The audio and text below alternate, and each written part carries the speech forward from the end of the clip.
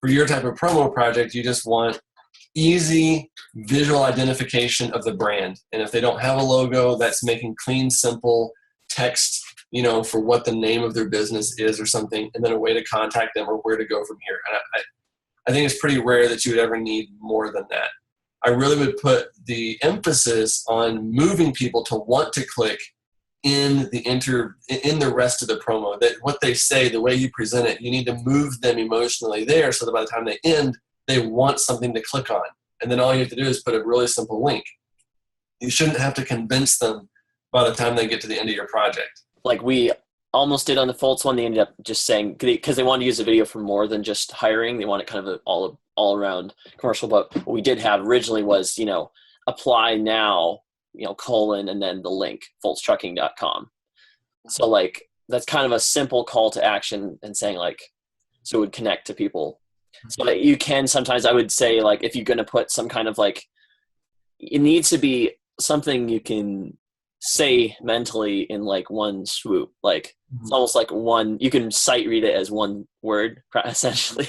Not really. I'm just kind of being a little bit facetious with that, but it's true. Like you don't want to have like several, like a full paragraph. You need it to be one short sentence that, and it's kind of like when you're writing a headline for something, try to be, if you're going to do it, it needs to grab their attention somehow. But it can be super just straight to the point. Like,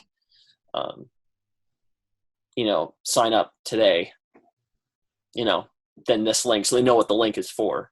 So yeah, I think like John Clay said, most cases, if it's like an about video or something like that, you don't really have to have a call to action. If it's like a, maybe a commercial that you're trying to actually get them to, like we did a commercial for an event. And so like, we want to get people to sign up for the event.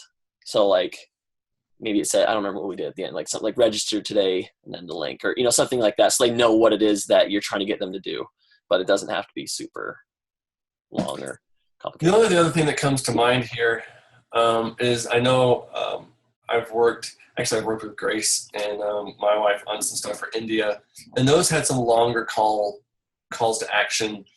And it kind of depends on what you're doing. Like that would, but even in that case, like you have a story of a pastor in India that's being supported, and it's just kind of his conversion story and what he's doing and how the ministry has helped him.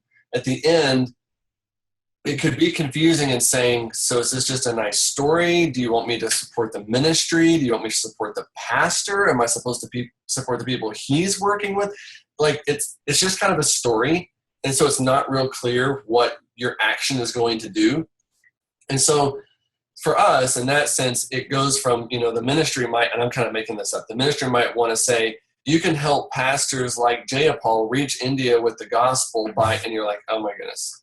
All it needs to say is, help this pastor reach India link, this type of thing. You just simplify it down. And you may need to put that specific in there. You just don't want, the logo and a link. It may not work for that in that situation, but just keep it as short and concise as possible than the link, so they understand what the click does, what you want them to do, and you just don't need to make sentences and paragraphs and stuff.